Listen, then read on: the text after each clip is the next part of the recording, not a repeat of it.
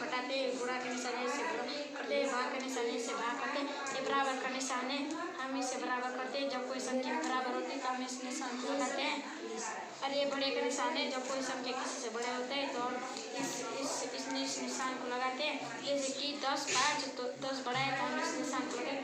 ये छोटे का निशान है, जब कोई संख्या किसी से छोटी होती है तो हम इस निशान को लगाते हैं। जैसे 5 10 तो ये 5 छोटा है तो इस निशान को लगाते हैं। धन्यवाद।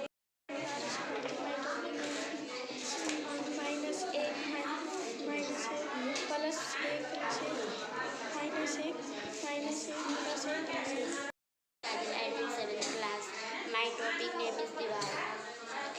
एक दिवाली इसके 1/1 या 2 Diwali 1/2 1/3 1/4 1/5 1/6 1/7 1/8 1/9 1/10 1/11 My topic name is संख्याओं के प्रकार। प्राकृतिक संख्याओं से कहते हैं जैसे 1 2 3 4 5 आदि। सम संख्याओं से कहते हैं 2 4 6 8 10 आदि। विषम संख्या से कहते हैं 1 3 5 7 9 आदि।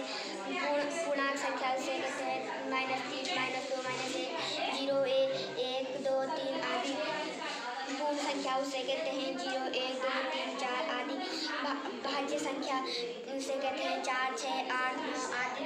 अभाज्य संख्या उसे कहते हैं 2 3 5 7 11 आदि। धन्यवाद। My name is Shweta. I read in class 8. My topic name is गुणज और गुणनखंड। गुणज किसी भी संख्या के गुणज इसके गुणनखंड एक होंगे, अर्थात किसी भी संख्या के गुणनखंड या तो उस संख्या के बराबर होंगे या उससे जुड़े होंगे। 5 के गुणज 5 10 15 आदि। 8 के एक बार 8 16 32 आदि। गुणनखंड किसी भी संख्या को अन्य संख्याओं को एक गुणनखंड के रूप में लिखते हैं। 3 के गुणनखंड 1 3 4 के गुणनखंड 1 2 4 5। टॉपिक नेम संख्याओं के प्रकार। प्राकृतिक संख्याओं से कहते हैं 1 2 3 4 5 9। सम संख्याओं से कहते हैं 2 4 6 8 10। विषम संख्याओं से कहते हैं 1 3 5 7 9। पूर्णांक संख्याओं से कहते हैं 3 2 1 0 1 2 3।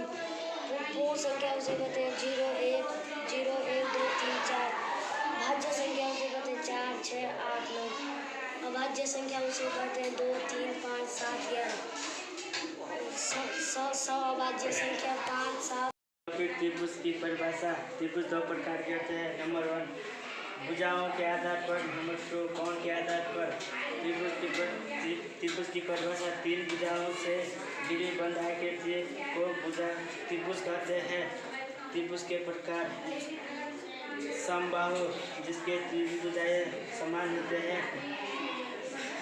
समद्विबाहु जिसके 2 भुजाएं समान होते हैं। एक असमान। विषमबाहु जिसके तीनों भुजाएं असमान होते हैं। कोण के आधार पर। द्विकोण 90 अंश से कम होता है। समकोण 90 अंश का होता है। अधिक कोण 90 अंश से ज़्यादा होता है।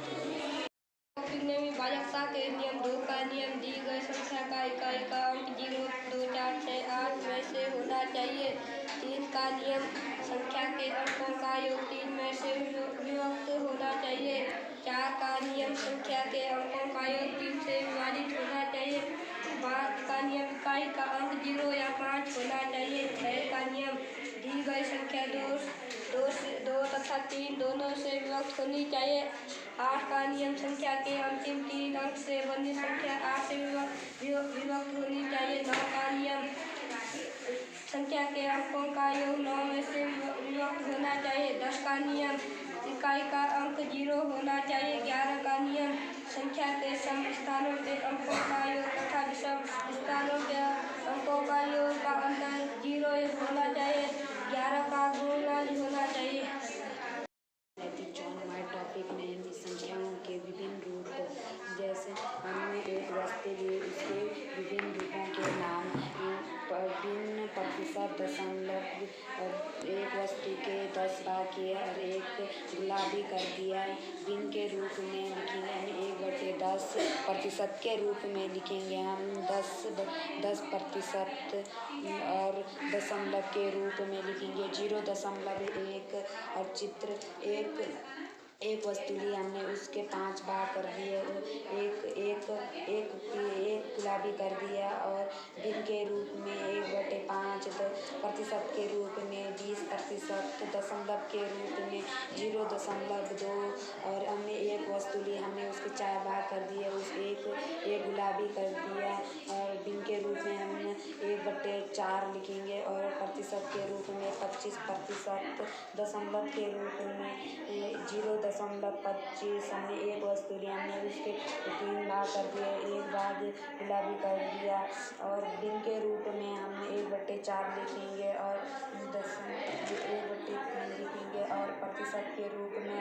50% लिखेंगे और दशमलव के रूप में हम 1/5 लिखेंगे और हमने एक वस्तु ली हम उसने 1 भाग कर दिए 2 भाग कर दिए एक गुलाबी कर दिया 1/2 और प्रतिशत के रूप में 50%, दशमलव के रूप में 0.5 हमने एक वस्तु ली हमने उसके 3 भाग कर दिए 2 गुलाबी कर दिए 1/3 के रूप में 1/3 लिखेंगे और दशमलव प्रतिशत के रूप में हम हमारे टॉपिक में पूर्णांक संख्या रेखा 3 प्रकार होते हैं धनात्मक ऋणात्मक और जीरो धनात्मक होता है ऋणात्मक होता है और धनात्मक उसे कहते हैं जो 1 से अनंत तक होता है जैसे 1 2 3 4 5 6 अनंत तक और ऋणात्मक उसे कहते हैं जो -1 -2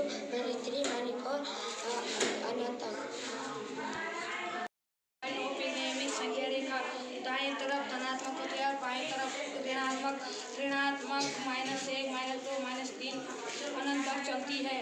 धनात्मक 1 2 3 4 5 6 7 8 अनंत तक संख्या रेखा 3 भागों में विभाजित होते हैं। नंबर 1 धनात्मक, नंबर 2 ऋणात्मक, नंबर 3 जीरो न धनात्मक होती है न ऋणात्मक।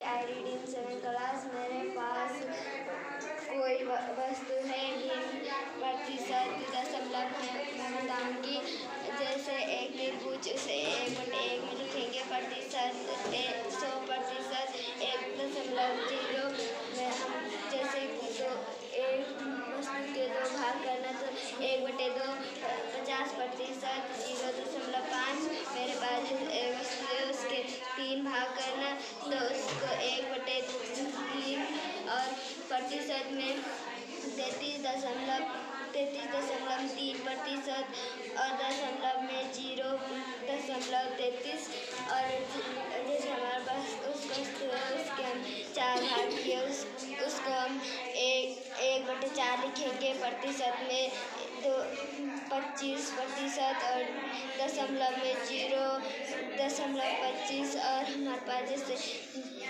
वस्तु उसके 5 भाग करना तो उसमें 1/5 लिखेंगे और प्रतिशत में 20% और दशमलव में 0.2 और जैसे हमारे पास वस्तु उसके 10 भाग करना उसे लिखेंगे 1/10 और प्रतिशत में 10% और दशमलव में 0.1 जैसे हमारे पास एक वस्तु उसके 4 भाग करना तब उसे हम 3/4 लिखेंगे प्रतिशत में 75% और दशमलव में 0.75। विभिन्न आकृतियों के आयाम 2D का मतलब आयाम 2D उसे कहते हैं जिसके आयत वर्ग त्रिभुज उसे 2D कहते हैं 3D जिसकी लंबाई ऊंचाई चौड़ाई और घूमने के जैसे होता है उसे 3D कहते हैं 4D उसे कहते हैं जिसकी लंबाई ऊंचाई चौड़ाई और समय होता है उसे 4D कहते हैं 5D उसे कहते हैं जिसकी लंबाई ऊंचाई चौड़ाई और समय और वास्तविक होता है उसे 5D कहते हैं। Naman Bharti my topic name is fraction. हमने पहले एक रोटी ली फिर हमने उस रोटी के 2 टुकड़े किए 1/2 फिर उस रोटी को हमने 3 भागों में बांटा ए बटे 3, फिर उसको हमने 4 भागों में बांटा ए बटे 4, फिर उसको हमने 5 भागों में बांटा ए बटे 5, फिर उसको हमने 6 भागों में बांटा ए बटे 6, फिर उसको हमने 8 भागों में बांटा ए बटे 8, फिर उसको हमने 10 भागों में बांटा ए बटे 10, उसको हमने 12 भागों में बांटा ए बटे 12। गौरव गुरु, class 7th। My topic name is संख्या पद्धति।